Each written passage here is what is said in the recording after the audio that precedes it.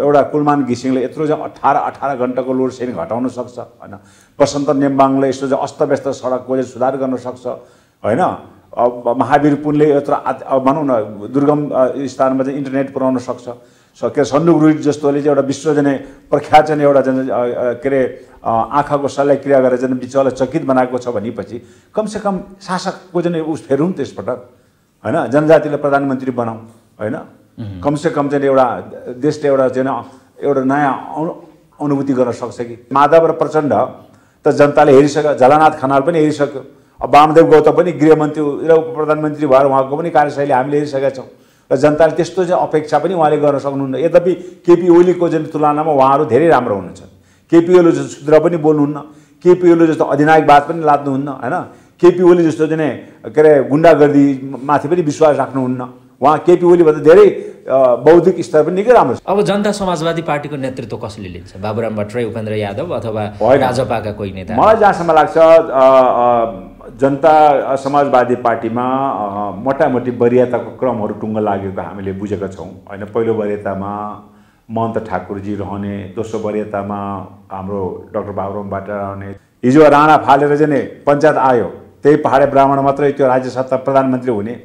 त्यसपछि चाहिँ पञ्चायत फालेर बहुदलीय व्यवस्था आयो, त्यसमा पनि पहाडे ब्राह्मण मात्रै रहने हैन। त्यसपछि आएर 10 वर्ष जनयुद्धबाट फेरि चाहिँ गणतन्त्र राज्य व्यवस्था भयो, त्यहाँ पनि पहाडे ब्राह्मण हुने। दुईटा पार्टी समायोजन गरेर चुनाव लड्दा फेरि ब्राह्मणै पहाडे ब्राह्मण मात्र यो देशको चाहिँ कार्यकारिणी प्रमुख चाहिँ प्रधानमन्त्री हुने हो भने म त भन्छु पहाडे ब्राह्मणहरूको पनि त मुक्ति हामीले कल्पना गर्नुपर्छ।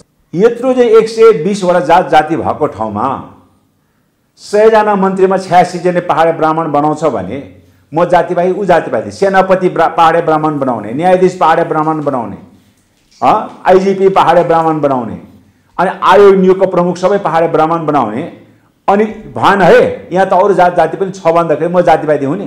मेरो अनलाइन टिभी। नमस्कार दाइ, यहाँलाई स्वागत छ कार्यक्रममा। एकदम धन्यवाद। हजुर, सन्चै हुनुहुन्छ? एकदम आराम छ। हजुर, अब अहिले जुन तवरले संसार एउटा महामारीका कारण चाहिँ नि तनावग्रस्त अवस्थामै रहेको भनौँ न, यो अवस्थामा जुन तवरले नेपालमा नचाहिँदो खालको राजनीतिक चलखेलहरू बढिरहेको छ, के भनेर लिन सकिन्छ यसलाई? यो असाध्य लज्जास्पद हो। यो राजनीतिक रूपले यो जुन अनैतिक काम हो। सिङ्गो राष्ट्र एक ढिक्क भएर चाहिँ महामारी विरुद्धमा लड्ने पर्ने अवस्थामा प्रधानमन्त्रीबाट एउटा राजनीतिक अस्थिरता पैदा भयो र आफ्नै पार्टीभित्र पनि एउटा चाहिँ विभाजनको एउटा रेखा कोर्नसम्म अवस्थामा पुगेको छ। त्यो निन्दनीय छ, त्यो चाहिँ एकदम अनैतिक काम हो र यसैको आधारमा हामीले भनेका छौँ कि अब प्रधानमन्त्रीले नैतिकता आधारमा यो देशको चाहिँ प्रधानमन्त्री हुने हैसियत पनि घुमाइसकेको छ। त्यसकारण उहाँले आफू बहिर्गमन हुनु उचित हुन्छ जस्तो मलाई। तर तपाईँले यो भनिरहँदाखेरि एउटा स्थायी सरकार मुलुकले लामो समय पछि पाएको थियो, तपाईँहरू पनि स्थायी सरकारकै पक्षमा हुनुहुन्थ्यो, तर तपाईँहरूले पनि अहिले फेरि प्रधानमन्त्रीको राजीनामा माग गर्दाखेरि त यसले त फेरि एउटा चाहिने मुलुकलाई राजनैतिक द्वन्द्वतिर लाने सम्भावना पनि छ नि होइन? नैतिकताको प्रश्न आफ्नो ठाउँमा छ होला।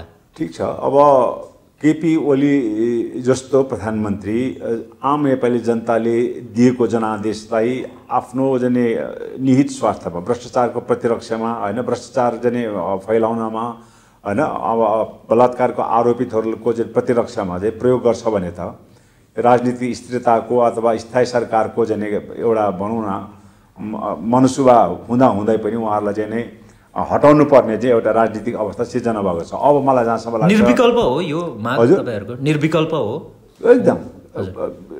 नेता मलाई जहाँसम्म लाग्छ फेरि पनि उहाँहरूकै पार्टीभित्र नै आउने हो, पार्टी परिवर्तन हुने होइन, व्यक्ति परिवर्तन हुने हो र उहाँको विकल्पमा अब कम्युनिस्ट पार्टीभित्र धेरै जनै नेतृत्वदायी भूमिका निर्वाह गरेका व्यक्तित्व हुनुहुन्छ। उहाँहरू आएर चाहिँ देशलाई र पार्टीलाई सही दिशामा लानुपर्छ जस्तो मलाई लाग्छ। हजुर, भनेपछि अब प्रचण्ड र माधव नेपाल पनि फेरि टेस्टेड प्रतिनिधिहरू हो नि होइन? विगतमा नेपाली जनताले उहाँहरूलाई पनि टेस्ट त गरिसकेको हो। खास त्यस्तो तात्विक भिन्नता विगतमा देखाएको भन्ने त कसैले भन्नुभएको छैन। हजुर, त्यसकारण केपी ओलीलाई फालेर प्रचण्ड र माधव मध्ये एकजनालाई ल्याउनु अथवा कोही कसैलाई ल्याउनु, जस्तो मानव वामदेव गौतमलाई नै ल्याउनु, त्यो पनि त्यति ठुलो उपलब्धि हो, जनताले खुसी मान्ने ठाउँ त कहाँ छ र? फेरि होइन अब के अरे कुहेको चाहिँ नि फलफुलभित्र अथवा कुहेको चाहिँ नि भनौँ आलुभित्र त्योभित्र एउटा उत्कृष्ट आलु छान्ने एउटा चाहिँ प्रक्रिया हो। तर म त के भन्छु एउटा जनजाति अभियन्ताको नाताले पनि के भन्न चाहन्छु भने यदि यो देशले चाहिँ एउटा नयाँ नेतृत्व र नयाँ प्रधानमन्त्रीको चाहिँ महसुस यदि गर्छ अहिलेको केपी ओलीको जुन प्रकारको चाहिँ अधिनायकवादले गर्दाखेरि कम्युनिस्ट पार्टीभित्र एउटा नयाँ नेतृत्वको चाहिँ परिकल्पना गरेको छ र हुनसक्छ भने त अब यो देशमा चाहिँ यत्रो चाहिँ 250 वर्षको शासन राज्यकालमा एकजना जनजाति प्रधानमन्त्री हुन सकेको छैन मरिजमान बाहेक। र कम्युनिस्ट पार्टीभित्र यतिजना दिग्गज नेताहरू हुन्छ। अहिले चाहिँ उपनेता हाम्रो चाहिँ सम्माननीय सुभाषचन्द्र नेमाङजी हुनुहुन्छ, उहाँलाई प्रधानमन्त्रीको चाहिँ उम्मेदवारको रूपमा अगाडि सार्दा पनि हुन्छ। वर्षमान पुनः अनन्त हुनुहुन्छ, रामबहादुर थापा उप प्रधानमन्त्री बादल हुनुहुन्छ होइन। कमसेकम यो देशमा चाहिँ एउटा जनजाति पनि प्रधानमन्त्री चाहिँ को परिकल्पनाको एउटा कुलमान घिसिङले यत्रो चाहिँ 18 घण्टाको लोड सेडिङ घटाउन सक्छ होइन। वसन्त नेम्बाङले यस्तो चाहिँ अस्तव्यस्त सडकको चाहिँ सुधार गर्न सक्छ होइन। अब महावीर पुनले यत्रो भनौँ न दुर्गम स्थानमा चाहिँ इन्टरनेट पुर्याउन सक्छ। के सन्दुक रुइट जस्तोले चाहिँ एउटा विश्व चाहिँ प्रख्यात चाहिँ एउटा के अरे आँखाको शल्यक्रिया गरेर चाहिँ विश्वलाई चकित बनाएको छ भनेपछि कमसेकम शासकको चाहिँ उस फेरौँ त्यसपटक होइन। जनजातिलाई प्रधानमन्त्री बनाऊ होइन। कमसेकम चाहिँ एउटा देशले एउटा चाहिँ एउटा नयाँ अनुभूति गर्न सक्छ कि कुलमान घिसिङ वसन्त नेमाङ यिनीहरूले हेऱ्यो भने त अवश्य पनि अब आउने प्रधानमन्त्री जनजाति प्रधानमन्त्रीले यो देशलाई चाहिँ सही दिशामा डोराउन सक्छ कि जस्तो मलाई लाग्छ। र आम नेपाली जनताले तपाईँलाई अघि भने जस्तै होइन सबै तिनैजना चाहिँ प्रधानमन्त्री भएका उहाँहरूको कार्यशैली पनि देखेको र जनताहरू उहाँहरूप्रति त्यति आकर्षित पनि छैन। यस्तो अवस्थामा चाहिँ के अरे आम चाहिँ 1.5 करोड नेपालका आदिवासी जनजातिले पनि चाहेको छ कमसेकम पार्टीभित्रबाट अब एउटा जनजातिको चाहिँ प्रधानमन्त्री क्यान्डिडेट भइदियो हुन्थ्यो भन्ने कुरा छ। तर यो त तपाईँको जनता समाजवादी पार्टीको माग त होइन, यो त तपाईँको बिल्कुल व्यक्तिगत मैले यो म एउटा जनजाति अभियन्ताको नाताले हो र मेरो के अरे जनता समाजवादी पार्टीभित्रका हाम्रो नेतागणहरू पनि त्यही भन्नुभएको छ होइन। यत्रो चाहिँ 120 जाति भएको मुलुकमा होइन, यत्रो बहुराष्ट्रिय जन देशमा जहिले पनि चाहिँ एउटै जाति मात्र प्रधानमन्त्री किन हुने? बाबुराम भट्टराईजी त भन्नुभयो के यो देशको चाहिँ प्रधानमन्त्री हुने ठेक्का बाहुनले मात्र पहाडे बाहुनले मात्र लिएको छ र होइन। तर उहाँ आफै हुनुभयो, ठिक छ त्यो उहाँको कार्यकाल सक्यो होइन। अब उहाँको भनाइ के छ भने एकचोटि प्रधानमन्त्री भएको मान्छेहरू पुनः दोहोऱ्याएर प्रधानमन्त्री हुनुहुन्न, अब अरू जाति समुदायलाई अथवा इभन महिलालाई यसको अवसर दिनु पर्यो भन्ने कुरा उहाँको हो। तर अब एउटा तपाईँले भन्नुभयो कि जनजाति समुदायको नेतृत्व हुनुपर्छ मुलुकको लागि कार्यकारीमा भनेर भन्नुभयो। तर एउटा नेतृत्व मात्रै परिवर्तन हुँदाखेरि आम जनजाति समुदायमा अथवा पछि परेका वर्गमा त्यस्तो खास तात्विक फरक के पर्ला र? तात्विक फरक एउटा चाहिँ गर्व महसुस हुन्छ होइन। कमसेकम राज्य सत्तामा जस्तो अहिले चाहिँ हाम्रो गणतन्त्र नेपालको पहिलो महिला राष्ट्रपति विद्यादेवी भण्डारी हुँदाखेरि अन्तर्राष्ट्रिय जगतमा पनि नेपालका महिलाहरूले गर्व त गर्न पाए नि होइन। त्यस्तै गरेर अहिलेसम्म नेपालको इतिहासमा नभएको घटना राजाको चाहिँ कार्यकालमा एकचोटि मरिचमानलाई चाहिँ त्यो पनि श्रेष्ठ लेखक भए उहाँ प्रधानमन्त्री हुने थिएन, उहाँले आफ्नो नाम परिवर्तन गरेर मरिचमान सिंह मात्र लेख्न उहाँलाई आदेश दिएको थियो। श्रेष्ठ लेख्यो भने उहाँ प्रधानमन्त्री बन्नुहुने थिएन र सिंह मात्र लेखेर उहाँ प्रधानमन्त्री भन्नुभयो। त यस्तो चाहिँ जातिलाई नै एउटा प्रतिबन्धित अवस्थामा त्यो जातिबाट चाहिँ यो देशको चाहिँ एउटा राष्ट्र प्रमुख अब अथवा चाहिँ कार्यकारी प्रमुख हुनु भनेको त एउटा गर्वको कुरा हो नि त। र मलाई जहाँसम्म लाग्छ अहिले वसन्त नेम्बाङजी होइन हाम्रो चाहिँ के अरे अघि नै मैले भने कुलमान घिसिङ जस्तोले एउटा व्यक्तिले पनि यो देशमा कति अन्तर ल्याउन सक्दछ एउटा त्यो व्यक्तिको चाहिँ प्रयासबाट पनि होइन। त्यस कारण एकचोटि चाहिँ कमसेकम यो देशको प्रधानमन्त्री चाहिँ कि मधेसी मूलबाट बनाऊ कि जनजातिबाट बनाऊ कि होइन भने चाहिँ लु पहाडे आर्य मूलबाटै बनाउने हो भने एउटा महिला बनाएर हेरौँ होइन। त्यही त कतिपयले डाक्टर रामवरण यादव चाहिँ प्रथम राष्ट्रपति भए तर मधेसी समुदायको उत्थान र उनीहरूको वृत्ति विकास त भएन भन्ने तर्क पनि गर्छन् नि फेरि यसो भनिरहँदाखेरि। एउटा राष्ट्र अध्यक्ष भइसकेपछि उहाँले जुन किसिमको एउटा राष्ट्रियता भनेको दाउरा सुरुवाल टोपी लाउने नेपाली भाषा बोल्ने हिन्दू धर्म मान्नेलाई मात्र एउटा राष्ट्रियताको रूपमा मान्यो नि, त्यो चिजलाई त उहाँले चिर्नुभयो नि त। कमसेकम उहाँ राष्ट्रपति हुँदाखेरि आफ्नै चाहिँ के अरे पोसाकमा उहाँ त्यहाँ उभिनुभयो होइन। त्यस कारणले चाहिँ त्यो एउटा गर्व मान्छेलाई महसुस हुन्छ होइन। अब तपाईँले भने जस्तै नै राज्य व्यवस्थामै परिवर्तन नभइकन पहिचान जनित संहिता नभइकन यस्तो कुराले खास अर्थ त राख्दैन तर अब कम्युनिस्ट पार्टीभित्र नै नेता छान्ने हो। र अघि तपाईँले भन्नुभयो जस्तै माधव र प्रचण्ड त जनताले हेरिसक्यो, झलनाथ खनाल पनि हेरिसक्यो, अब वामदेव गौतम पनि गृहमन्त्री र उप प्रधानमन्त्री भएर उहाँको पनि कार्यशैली हामीले हेरिसकेका छौँ र जनताले त्यस्तो चाहिँ अपेक्षा पनि उहाँले गर्न सक्नुहुन्न। यद्यपि केपी ओलीको जुन तुलनामा उहाँहरू धेरै राम्रो हुनुहुन्छ। केपी ओली जस्तो शुद्र पनि बोल्नुहुन्न, केपी ओली जस्तो अधिनायकवाद पनि लाद्नुहुन्न, होइन, केपी ओली जस्तो चाहिँ के अरे गुन्डागर्दीमाथि पनि विश्वास राख्नुहुन्न। उहाँ केपी ओलीभन्दा धेरै बौद्धिक स्तर पनि निकै राम्रो छ। यद्यपि अघि तपाईँले भन्नुभयो जस्तै सम्पूर्ण नेपाली जनताको एउटा अपेक्षा चाहिँ उहाँहरूसँग पनि त्यति साह्रो चाहिँ ठुलो अपेक्षा नभएको अवस्थामा जनतालाई एउटा नयाँ उत्साह नयाँ जाँगर दिनका लागि चाहिँ नयाँ चाहिँ चिराबाट राजनीतिक चाहिँ नेतृत्व परिवर्तन गरौँ, होइन। नेपालमा त मैले पटक पटक भन्दै अभियन्ताको नाताले यहाँ 8वटा 9वटा चाहिँ राजनीतिक आन्दोलनहरू सफल भयो। तर राजनीतिक आन्दोलन सफल हुने ऊ के भन्छ बोतल फेरिने भित्रको चाहिँ त्यो चाहिँ पदार्थ चाहिँ त्यही हुने, होइन। हिजो राणा फालेर चाहिँ पञ्चायत आयो, त्यही पहाडे ब्राह्मण मात्रै त्यो राज्य सत्ता प्रधानमन्त्री हुने। त्यसपछि चाहिँ पञ्चायत फालेर बहुदलीय व्यवस्था आयो, त्यसमा पनि पहाडे ब्राह्मण मात्रै रहने, होइन। त्यसपछि आएर 10 वर्ष जनयुद्धबाट फेरि चाहिँ गणतन्त्र राज्य व्यवस्था भयो, त्यहाँ पनि पहाडे ब्राह्मण हुने। दुईवटा पार्टी समायोजन गरेर चुनाव लड्दा फेरि ब्राह्मणै पहाडे ब्राह्मण मात्रै यो देशको चाहिँ कार्यकारिणी प्रमुख चाहिँ प्रधानमन्त्री हुने हो भने म त भन्छु पहाडे ब्राह्मणहरूको पनि त मुक्ति हामीले कल्पना गर्नुपर्छ। तर मान्छेहरूले यसो पनि भन्छन् जनजातिलाई प्रधानमन्त्री बन्न कसले रोकेको छ भन्ने प्रश्न पनि गर्छन्। रोके नि त, देखे नि त, रोके त, पार्टीले रोकेन भन्नुहोस् न। पार्टीले किन चाहिँ बनाउन सक्दैन? पटक पटक विफल भएका व्यक्तिलाई फेरि पटक पटक प्रधानमन्त्री के 10 वर्ष जनयुद्धपछि चाहिँ गणतन्त्र नेपालको पहिलो प्रधानमन्त्री भएर हाम्रो चाहिँ के अरे प्रचण्डजीले चाहिँ शासन गर्नुभएको हो के अरे, होइन।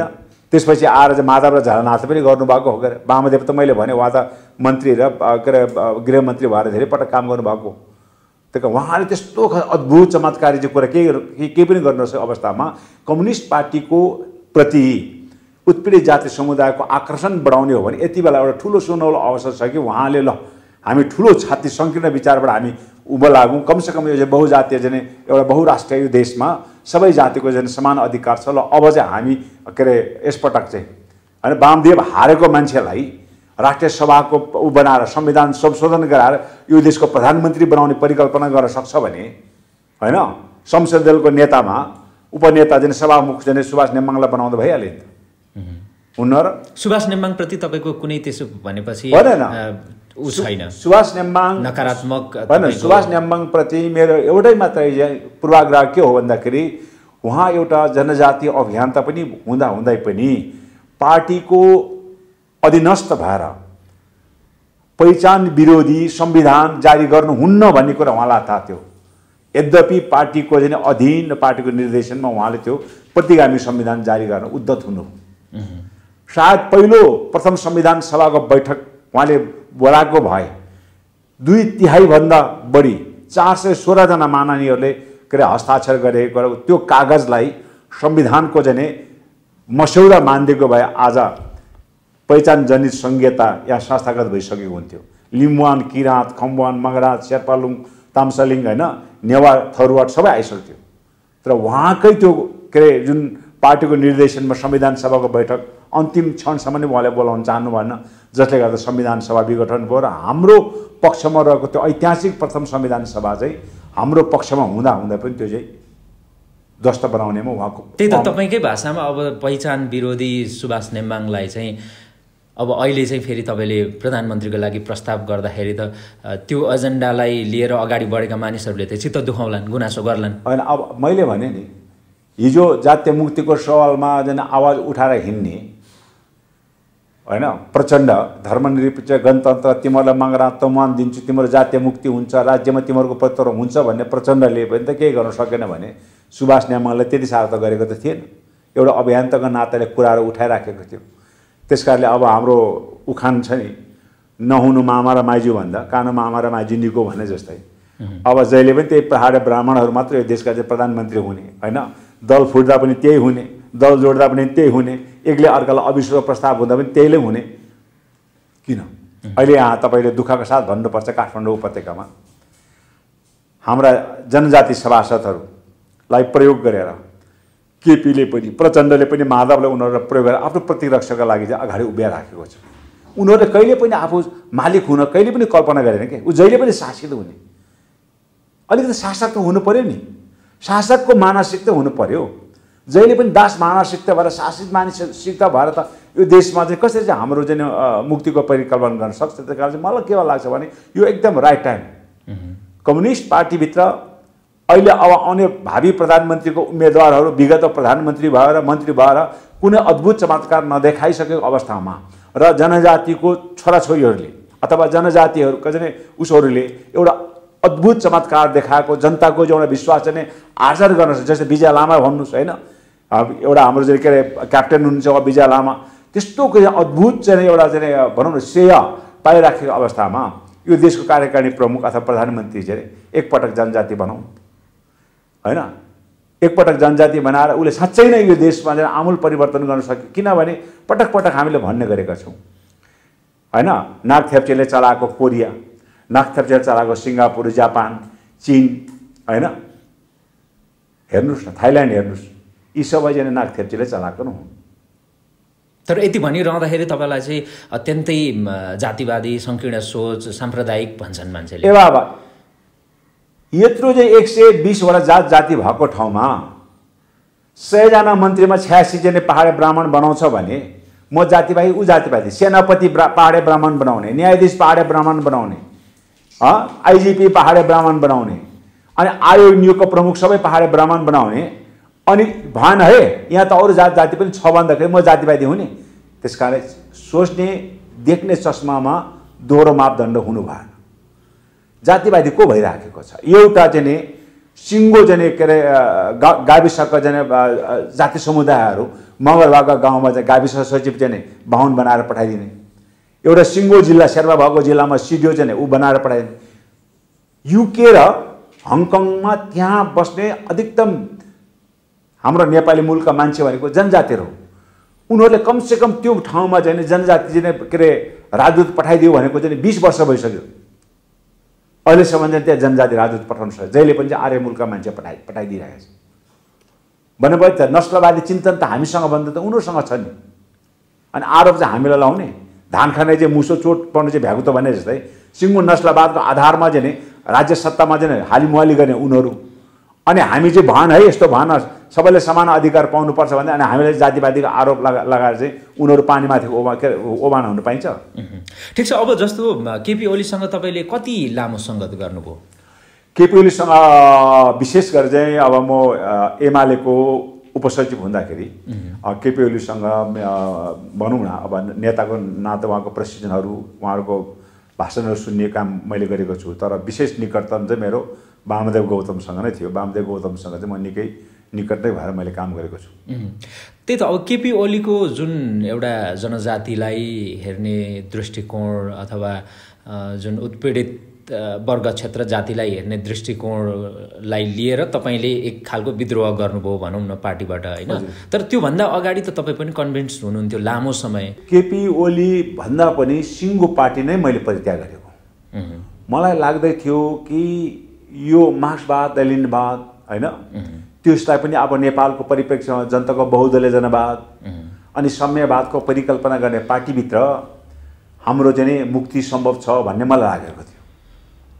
र जब पहिलो संविधान सभाको जुन हाम्रो पहिलो संविधान सभामा हाम्रो पक्षमा संविधान जारी गर्ने कुरामा यथास्थितिवादी काङ्ग्रेस धेरै अगाडि बढिसक्यो, तत्कालीन नेकपा माओवादी धेरै अगाडि आइसक्यो, एउटा वर्गीय के अरे उत्पीडनको सवालमा एकदम अग्रपङ्क्तिमा रहेको जनताको बहुदलीय जनवाद मार्क्सवाद लेनिनवाद अन्तिम गन्तव्य साम्यवाद भनेर हिँड्ने कम्युनिस्ट पार्टीले त्यो सङ्कीर्ण विचार त्यो के अरे हाम्रो पक्षमा रहेको संविधानलाई एकदम ध्वस्त बनाउने कामको पहिलो नायक भूमिका निर्वाह गर्ने भनेको कम्युनिस्ट पार्टी नेकपा एमाले थियो।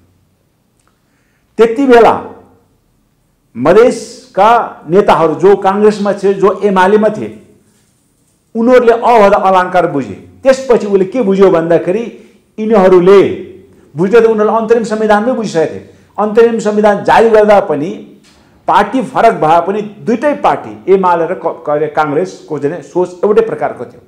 त्यति बेला नै मधेसका नेताहरूले के बुझे, उनीहरू पनि हामीभन्दा चाहिँ के अरे एमाले र काङ्ग्रेसभित्र चाहिँ ठुलो प्रभावशाली नेतृत्वमा थियो। तिनीहरूले के बुझ्यो भन्दाखेरि यो पार्टीमा रहेर मेरो समुदाय र मेरो क्षेत्रको मुक्ति सम्भव छैन भनेर छोडेर अहिले पार्टी छुट्टै गठन गर्यो। के भयो? 2 नम्बर प्रदेशमा उनीहरू सरकार। आज त्यो सद्बुद्धि पृथ्वी सुब्बालाई, शेरधन राईलाई, सुभाष नेमाङलाई आएको भए कमसेकम हाम्रो 3टा प्रदेशमा हाम्रो सरकार हुन्थ्यो, हामी जनजातिको सरकार हुन्थ्यो। त्यो भनेको 1 नम्बर प्रदेश। अंकाजी शेर्पालाई त त्यो सद्बुद्धि त आएकै हो, त्यो पुरा भएन भन्छन् फेरि। अब हामीले विद्रोह गर्यौं, पार्टी परित्याग गरेर हामीले नयाँ पार्टी खोल्यौं। तर अब अघि नै मैले भने नि, पृथ्वी सुब्बा त्यत्रो आदिवासी जनजाति सभासदको ककस भएको मानिस त्यो जने निर्णायक जने आन्दोलनमा उहाँ आउन सक्नु भएन। जनजातिको पक्षमा जहिले पनि बहस गर्नुहुने सुभाष नेमाङ आउन सक्नु भएन।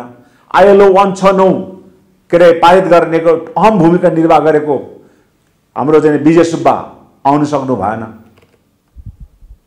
अनि आफ्नो जातीय मुक्तिको सवालसँग के अरे व्यक्तिगत स्वार्थलाई चाहिँ सिद्ध गर्नका लागि शक्तिशाली पार्टीमा बसिरहने जने कल्पना गर्नेले गर्दाखेरि हाम्रो आन्दोलनले एउटा त्यो बेलामा तत्कालीन गति लिन सकेन, हैन? कि हाम्रो सम्मानित हाम्रो नेता अशोक राईले भन्नुहुन्छ, एमालेमा बसेको भए के म यो देशको राष्ट्रपति हुने थियो होला, हैन?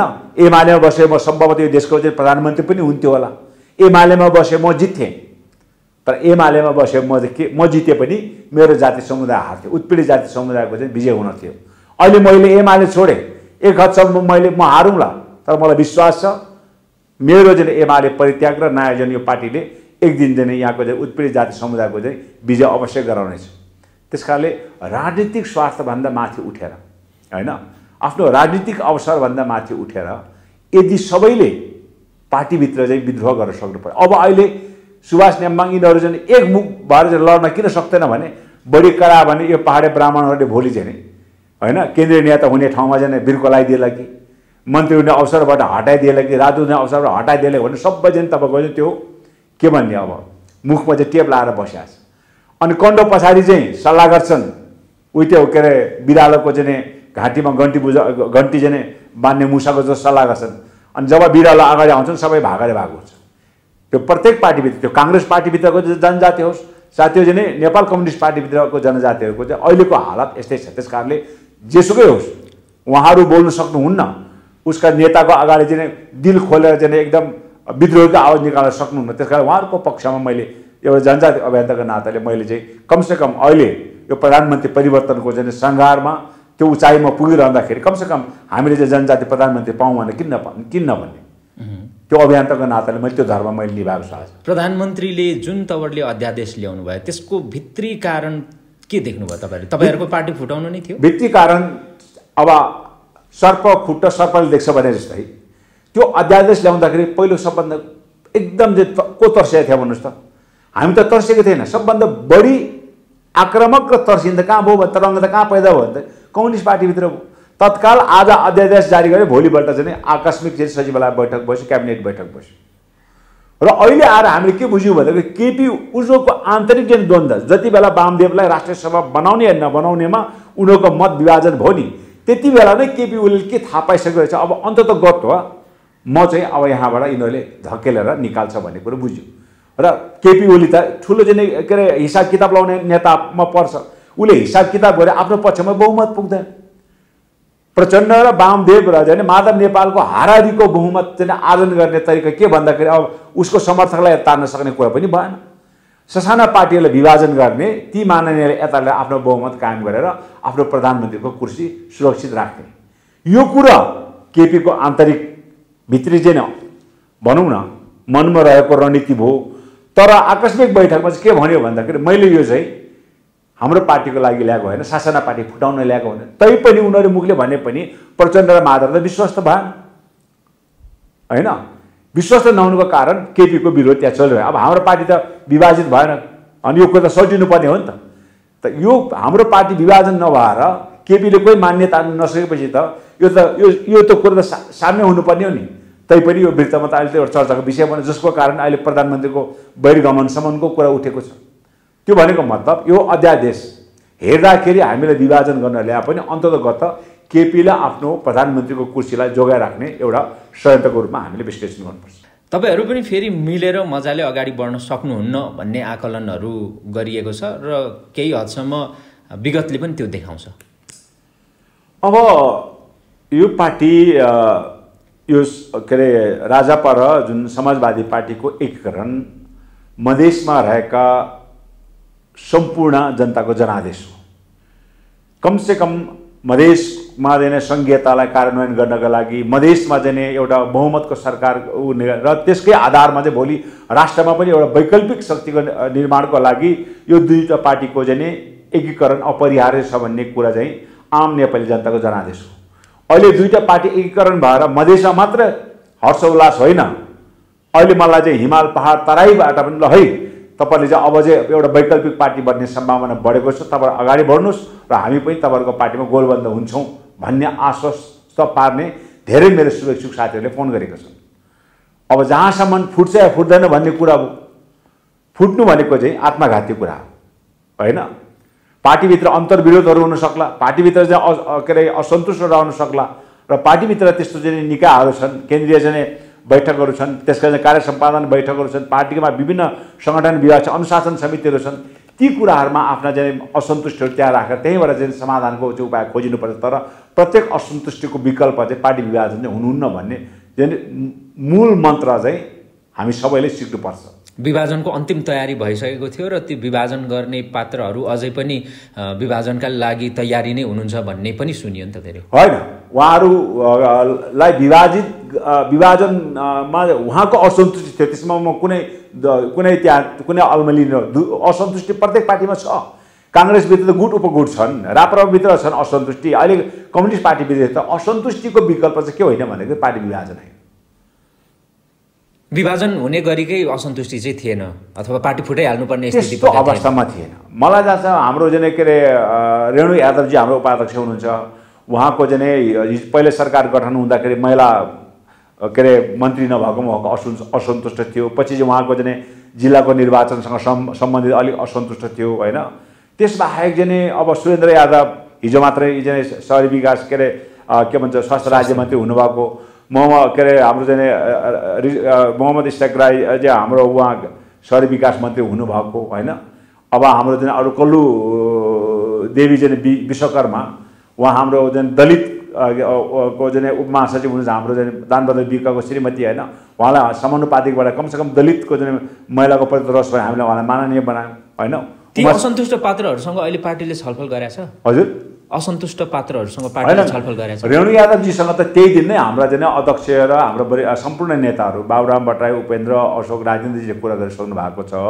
अरू नेताहरूसँग पनि टेलिफोन वार्ता भइसकेको छ भने सुरेन्द्र यादव र हाम्रो चाहिँ कल्लु देवीसँग पनि उहाँहरू सम्पर्कमा आएछ। उमसँग अड्काएर अहिले जो असन्तुष्ट तिनीहरूसँग चाहिँ टेलिफोन मार्फत र यहाँ काठमाडौँ उपत्यकामा भएको उहाँहरूसँग सबै भेटघाट हुने भएर सबै कामहरू ठिक भइसकेको छ। अब जनता समाजवादी पार्टीको नेतृत्व कसले लिन्छ? बाबुराम भट्टराई, उपेन्द्र यादव अथवा राजपाका कोही नेता? मलाई जहाँसम्म लाग्छ जनता समाजवादी पार्टीमा मोटामोटी वरियताको क्रमहरू टुङ्गो लागेको हामीले बुझेका छौँ होइन। पहिलो वरियतामा महन्त ठाकुरजी रहने, दोस्रो वरियतामा हाम्रो डाक्टर बाबुराम भट्टराई रहने, तेस्रो वरियतामा मधेसबाट आउनुभएका हाम्रा अलिकति आदरणीय होइन, उमेरले पनि आदरणीय, एउटा म्याच्युरिटीको आधारमा पनि आदरणीय नेताहरू, त्यसपछि हाम्रा चाहिँ उपेन्द्र यादव, त्यसपछि हाम्रा अशोकजी, राजेन्द्र श्रेष्ठजी लगायतका चाहिँ नेताहरूको चाहिँ एउटा चाहिँ भनौँ न वरियतामा कुनै दुविधा छैन भन्ने कुरा मैले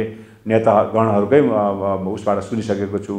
अब त्यसबाहेक अन्य तहमा समायोजन गर्न बाँकी छ होइन। तर नेता व्यवस्थापन त निकै चुनौतीपूर्ण छ, किनभने 1000 भन्दा बढी चाहिँ केन्द्रीय सदस्य हुने देखिन्छ।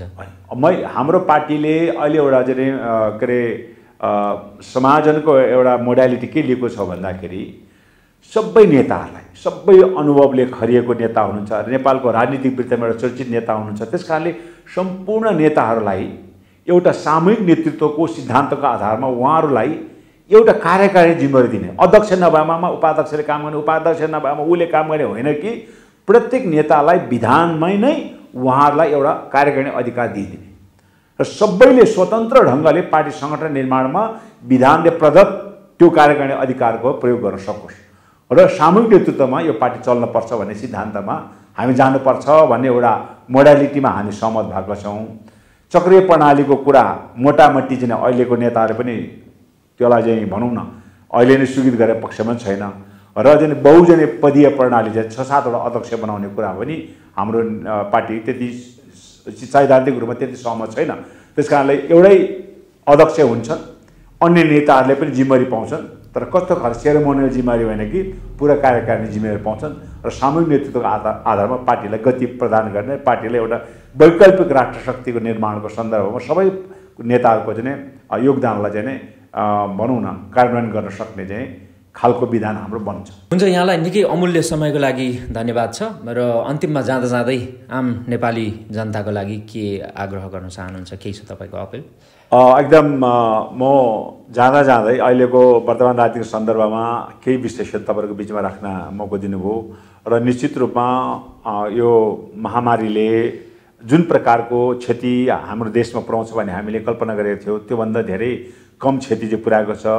आम नेपाली जनताको सहयोगले नै यो सम्भव भएको हो, किन सरकार त निकम्म भयो भन्ने कुरा त प्रश्निसक्यो। सरकारको चाहिँ यो महामारी व्यवस्थापनमा देखिएको कमजोरी, त्यसको अनैतिकताको बारेमा हामीले यहाँ आलोचना गरेर साध्य छैन र अहिले पनि विश्वका सम्पूर्ण देशले यत्र तत्र चाहिँ छरेका आफ्नो नागरिकहरूलाई एकत्रित गरेर आफ्नो देशमा राखेर उहाँको स्वास्थ्य परीक्षण गराएर स्वास्थ्य परीक्षणबाट निरोगी साबित भइसकेपछि आफ्नो परिवारसँग चाहिँ भेट्ने जुन एउटा अवसर जुटाइदिनु भएको छ। अहिले पनि खाडी मुलुकमा हाम्रो नेपालमा महिनाको अरबौं डलर रेमिटेन्स पठाउने हाम्रा श्रमिकहरू परिवारसँग भेट्न नपाएर उहाँहरू चाहिँ त्यहाँ एकदम चाहिँ मन पीडामा हुनुहुन्छ। त्यस कारणले म नेपाल सरकारलाई मैले पटक मैले अनुरोध गरेको छु। मैले चाहिँ यहाँको चाहिँ परराष्ट्र मन्त्री प्रदीप ग्यावालीसँग पनि कुरा गरेको छु कि कमसेकम विदेशमा रहेका मानिसहरूलाई तत्काल त्यही नै नेपालको राजदूत आवास एनआरएनको चाहिँ समन्वयमा र त्यहाँको सरकारको समन्वयमा स्वास्थ्य परीक्षण गरौँ,